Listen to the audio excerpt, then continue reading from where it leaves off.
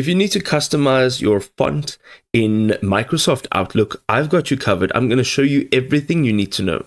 So let's do it.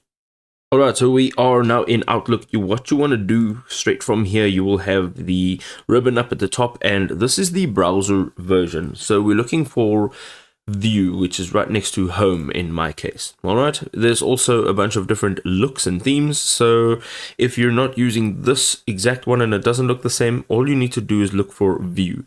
Once you have tapped on View, you'll see View Settings. Now, another way to get into this is on the sidebar, just to look for your Settings tab. Now, once you've opened here, you'll go into Mail, and then you'll look for Compose and Reply. And quite simply, you'll actually see, you can actually change a bunch of things here, including the font.